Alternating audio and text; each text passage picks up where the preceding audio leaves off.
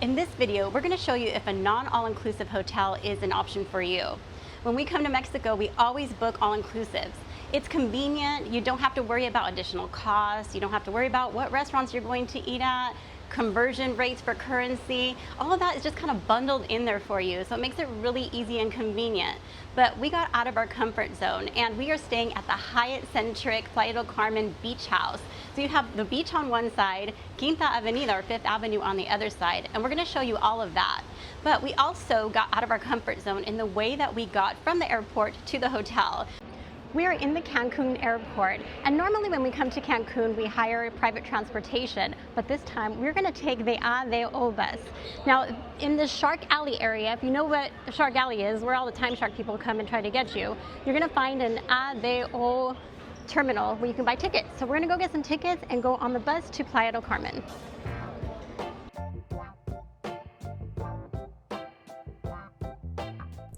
Tickets to Playa del Carmen were about $12.50 US each. They do take credit card or they take cash. And your ticket will have an assigned seat on it, so be sure to look at your ticket to know where you're going to sit on your bus. We were in Terminal 4, and so we were told to go outside, and when we find the bar, to make a right, and we'll see all the buses. And sure enough, we turned right and we saw all the buses, and we found the red ADO or ADO bus to get on. You can buy your tickets in advance online, but I'd suggest that you just buy them at the airport in case your flight happens to be running late. We made it to Playa del Carmen. It took about an hour. The bus is very comfortable, so a lot of leg room, there's air conditioning, there's a bathroom, they're playing movies in there, they have chargers for you. So you just kind of kick back and relax, and you end up right in the middle of Playa del Carmen. We are close enough to our hotel, we're just gonna walk over there.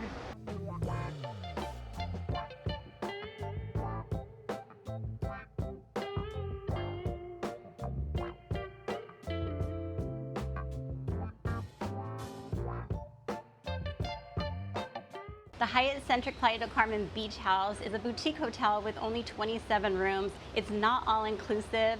We're standing on the balcony right now with an ocean view behind us. But let's go inside and look at the room. We were originally booked into a king room with a pool view, but at check-in we were upgraded to a coastal ocean suite beach house.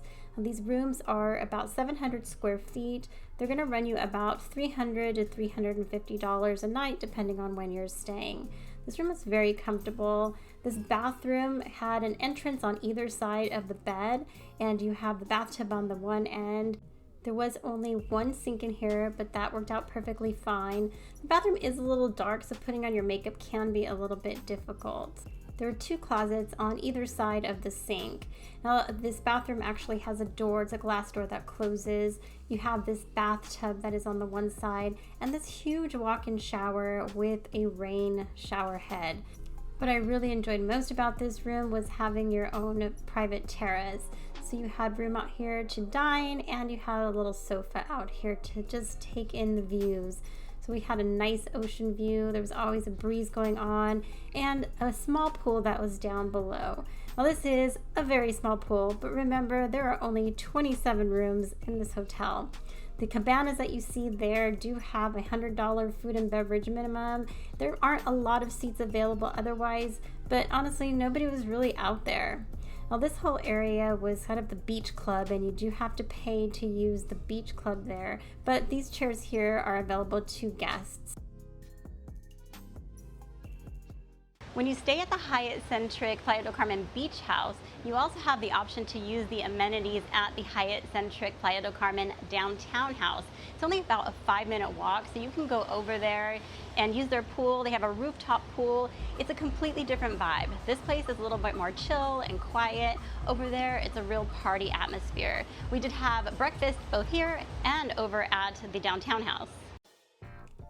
At the beach house, you're going to eat at the Sea Grill. Now, they are open for breakfast, lunch, and dinner. It's right on the beach, and I think that both places have very similar food. The menus were kind of similar here, at least for breakfast.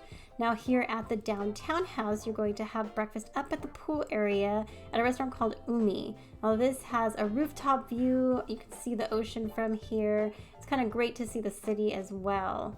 And the food here in both places was really good. Going back to the idea of a non-all-inclusive hotel, based on this experience, I would highly recommend that you book a hotel that is near Quinta Avenida. Now, the reason why is because there you have everything you need. There are a lot of shops, you have different convenience stores, pharmacies, nightclubs, bars, and honestly, a lot of restaurants. And you're walking up and down Quinta Avenida, there are some really nice restaurants there. But you can also walk off of Quinta Avenida and go try different taco stands or restaurants off of there. Now, we tried Tacos El Fogon and Don Sirloin, and let's show you a little bit about our experiences there and on Quinta Avenida. Tacos El Fogon is about 5 blocks off of Quinta Avenida. It still is a little bit touristy, but you're going to get some real good authentic tacos, and it's at a decent price. So we paid about $24 for a lot of tacos, some of these grilled onions, and some non-alcoholic drinks. Don Sirloin is just a couple of doors down from El Fogon, and we happened to pass by this when we first walked over to El Fogon, and we decided we had to come back and try it because it looked so good. Now, I want to say that both of these places were just absolutely delicious, and it's really hard to compare the two. They have amazing food. I think it's worth trying both of them, actually. So one of the things that we have never done before is visit Quinta Avenida at night. Anytime we had ever been to Fifth Avenue before, it was during the day. And the vibe at night was just completely different. I feel like there were more people that came out later at night, maybe because it wasn't so hot and because it's the time that you're going to go out and party. A lot of the restaurants had live music going on, or they just played loud music and people were singing along. We just noticed that there were just a lot more activation of the different places here at night versus the day. I felt perfectly safe walking around here, but just like anywhere else, you have to just watch your surroundings and be aware. You will have people that are going to be out here trying to scam you, trying to get money off of you in one way or another. You may have somebody come up to you and offer you drugs. There are things that are going to happen just like in any major city. So just be aware of your surroundings, and I would just say don't probably get too drunk. Make sure that you are aware of what's going on around you. When reading up on Playa del Carmen and Quinta Avenida, I saw a lot of people say don't buy anything here, don't eat on Quinta Avenida, you're going to pay 3 times as much as you would off of Quinta Avenida. And I think that is very true. You are on a main tourist drag. This is where they're going to upsell you, and you can look at it in 2 ways. You can look at it as a tourist scam and the way to sucker you in to get more money, or you can look at it as, hey, you're paying kind of for that experience. Now, are you going to get the most authentic food, the most authentic stuff here? Maybe not. But I think for that, you really have to go in the middle of town where all the locals live to kind of get that experience. For those of you who watch us for our Las Vegas content, we kind of thought that Fifth Avenue or Quinta Avenida reminded us a little bit of a cross between the Link Promenade and Fremont Street. So you have sort of the shopping and the restaurants that the Link Promenade has, but then you have the street entertainers that Fremont Street has. Now this place that you're seeing here is a Greek restaurant. We ended up just standing outside watching some of these entertainers in here for quite some time. I swear that if we come back here, I'm going to visit this Greek restaurant, even if the food is terrible, just because of all the entertainment that they had here throughout the night. We had walked all the way up Fifth Avenue, and when we walked back and stopped by this restaurant again, all the people eating in the restaurant were on their chairs dancing. They had some sparklers going, so it was just a really good time. And that's the kind of thing that I think makes this place very special. One of the interesting things when you walk down Fifth Avenue is the number of pharmacies that you will see. And that's simply because of us Americans who want to stock up on all of these drugs that would require a prescription in the United States, but do not require a prescription in Mexico. So that's all for us people, not for the Mexicans. It's all for the tourists.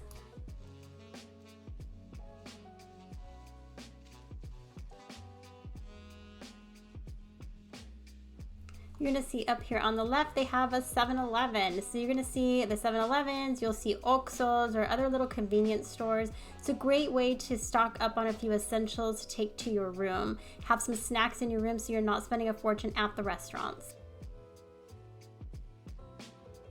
As you're walking along, you'll see some street vendors. Some of the ones that we saw were selling fresh coconuts or selling a crepe type of dessert called a marquesita. And as you're walking along, you'll also see different types of stores like clothing stores. You'll see a lot of different type of souvenir stores. And you're also going to see stores that are American, like you saw the Levi's store there. There was a Sunglass Hut. We saw a Crocs store. So you are going to see a lot of those types of stores as you're walking along. But right in front of us here, you have a mall. So this is where you're going to find all of your kind of North American stores. So if you are missing something and you really want to go to American Eagle Outfitters, for example, you can go there or go get your Starbucks.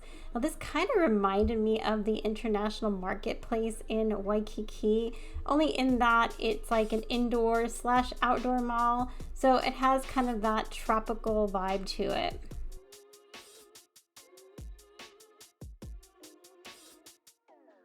If you have stayed at a non-all-inclusive in Mexico, drop a comment to give tips to other viewers who are watching that we may have missed.